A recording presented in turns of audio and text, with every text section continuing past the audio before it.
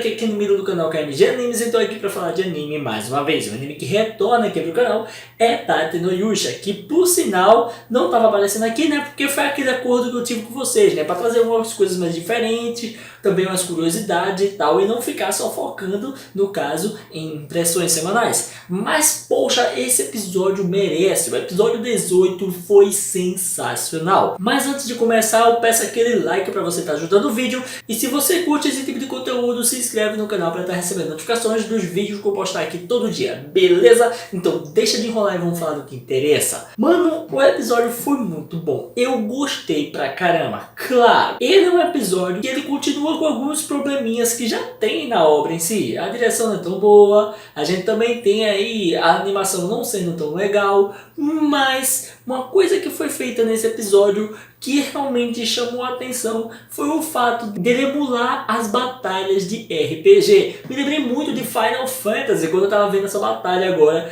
que houve entre o herói do escudo e o herói da lança. Mas antes de eu analisar a batalha em si, vamos devagar, vamos falar o que estava acontecendo em si no episódio. O que acontece é que o herói do escudo junto com a Filo se separam da Vitória, que por sinal já tinha dado toda a correção, todo o explicamento para eles de como ser realmente correto perante a todos os problemas que estavam acontecendo entre o reino e o herói do escudo. E ela simplesmente mostrou aqui, ó, vocês estão fracos, se eu quiser eu mato todo mundo. Mas eu não vou fazer isso porque vocês realmente merecem uma segunda chance para tentar se unirem e fazer com que o mundo fique melhor. A gente lembra muito bem que o Ren e o Itsuki, eles estariam em uma jornada para descobrir mais coisas sobre a igreja. E aí é que a coisa pesa. Quando eles estão chegando na fronteira para poder aí entrar no reino em si, o que acontece é que eles ficam preocupados se vão ou não vão pela porta da frente, se tenta rodear, se tenta fazer alguma maracutaia para passar. E aí o protagonista sempre tá ali lembrando do que a Vitória falou para ele. E aí ele pensa, pô velho, eu tenho que tentar. Eu tenho que tentar ser uma pessoa certa, correta. Mas se você lembrar, tu não lembra não que ele começou a ser chamado de Diabo do Escudo? Que até mesmo foi feito todo um esquema no país mostrando que ele era uma pessoa que não prestava? Pronto, isso estava tudo armado e o protagonista não estava sabendo. E aí no fim das contas o que acontece é que ele vai como uma pessoa correta e vai entrar pela frente. Não vai entrar se escondendo nem fazendo nada errado. E aí é que a gente vê que o herói da lança tá ali parado, mano. Quando a gente vê um dando de cara com o outro, você já começa a ficar com raiva do herói da lança, né? Porque o herói da lança, ele é um babaca, velho. Por mais que ele seja um cara chato, que te faça morrer de paciência, nesse episódio, por mais que ele seja nó cego, agora foi mostrado tudo nos olhos dele o que tá acontecendo. No fim das contas, o cara é inocente, velho. Não tem pra onde. O cara é inocente, não conseguiu ver maldade em nada. E aí, quando eles começam o embate ideológico, né, cada um falando suas considerações, tentando explicar o que tá acontecendo, onde até mesmo o herói do escudo fala várias vezes com o herói da lança, que seria um dos heróis mais difíceis até mesmo pra poder ele conseguir fazer a cabeça do cara, né? A gente vê que eles lutam muito, o herói da lança fica dizendo que não vai acreditar em nada que ele fale, porque simplesmente o cara ali tá com a ideia na cabeça que a Mine falou pra ele, que no caso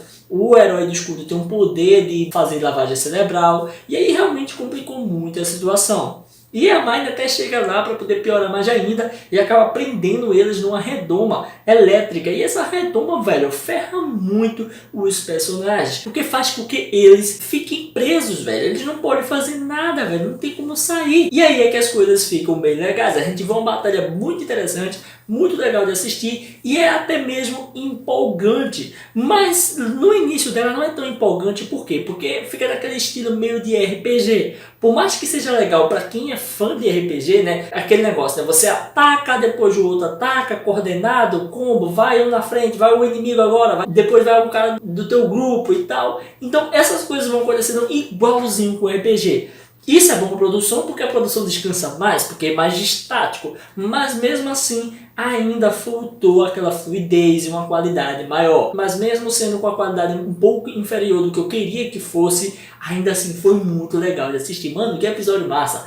E naquela luta todinha, uma das coisas que acontece é que quando eles estão lutando, que eles conseguem até mesmo vencer os inimigos, porque todo mundo ali consegue dar cabo ali do herói da lança, da equipe da Mine e da Mine, com poderes, magias, combos e até mesmo alterações de poderes de magias com a junção de tinha uma magia e outra, algo estava estranho. Uma das coisas mais interessantes é que todo mundo ali da equipe do escudo começa a perceber que simplesmente tá faltando gente. Cadê a galera, velho? Cadê os soldados? Cadê o povo vigiando ali? Tá tendo uma guerra, velho. Tem que ter alguém ali. E aí, como a Raftalha ela é meio guaxinim, ela é um animal ainda, tem algo de animal, ela não é 100% humana, então ela conseguiu sentir que algo estava errado. Assim como a filha também sentiu que algo do céu estava vindo e era alguma coisa estranha. E aí, nesse momento, ela começa a pedir para que o herói do escudo proteja todo mundo e simplesmente faça várias barreiras de proteção. Por algum motivo que ninguém entende. Nesse momento, eu já estava pensando assim, não, será que a Mine inventou de querer ferrar eles, não sei o que.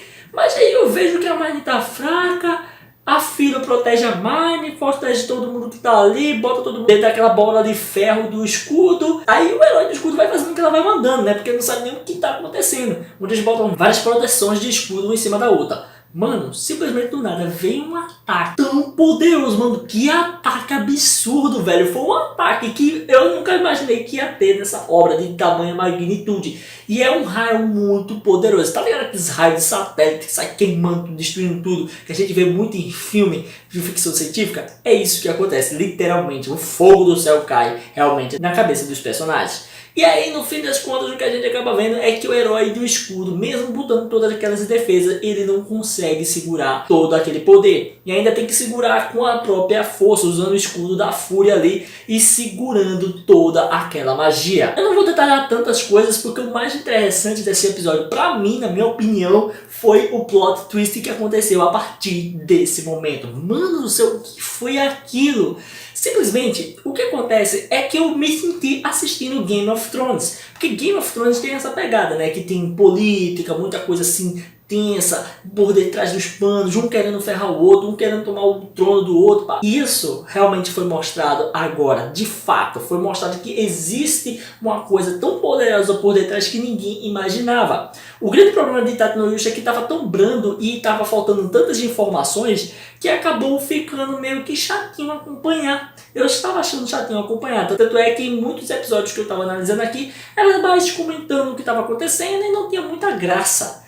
Mas aí no fim das contas o que a gente acaba vendo é que aquela religião, sempre religião, né? Aquela religião ali dos 3 heróis, que não incluía o herói dos escudos, acaba se mostrando. Mano, ficou uma cratera imensa, velho. O herói do escudo ficou sem entender o que tinha acontecido. A Mine ficou sem entender o que tinha acontecido. Até mesmo o herói da lança também ficou sem entender. E aí é que a gente é apresentado ao personagem que já havia aparecido algumas vezes na obra, que é aquele papa da igreja que havia falado com o herói do escudo, que parecia até ser bonzinho, que ficava ali meio que atenuando as coisas, dizendo que a igreja tem que fazer o melhor para as pessoas, tudo palo, né? E aí a gente vê que ele acaba mostrando quem ele é de verdade e a quantidade de inimigos que o herói do escudo, inclusive a Mine, inclusive o herói da lança, tem para enfrentar. Mano, é muito mago, é muito conjurador poderoso que tá ali reunido.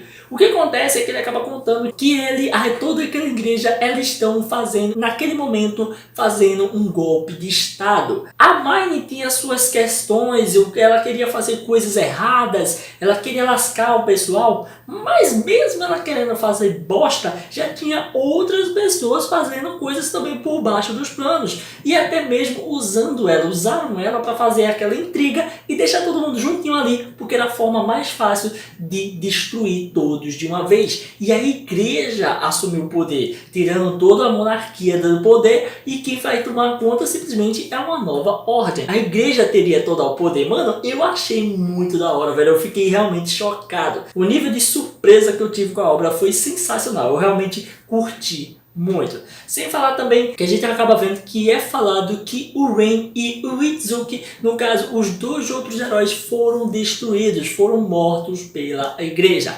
Mas existe ainda uma possibilidade deles voltarem, tendo em vista que os corpos deles não apareceram. Mas também com aquela energia, com aquele fogo, com aquele poder todo, não tem nem como ficar vivo mesmo. Enfim, o que vai acontecer depois daí? Será que a gente vai ver o herói da lança se tornando amigo do herói do escudo? E até mesmo a Mine tendo que ser ajudada por eles? A Mine sendo perdoada até mesmo por eles? O que vai acontecer de fato com esses personagens? Mano, pra mim foi o melhor episódio de toda a temporada até então. Claro, a gente tem os primeiros que foram realmente sensacionais, mas esse episódio simplesmente foi um episódio que não era de drama, não era de tensão pelo cara ter sido traído e tal. Foi com batalhas, foram com cenas tensas e com um plot twist que ninguém imaginava e não tinha nem noção de como estavam as coisas por detrás dos panos. Eu realmente amei esse episódio. E é isso aí, galera. Se você curtiu esse vídeo, dá um like aí, comenta, não deixa de se inscrever e ativar o sininho para estar recebendo notificações dos vídeos que eu postar aqui todo dia. Beleza? Valeu, galera. Fui!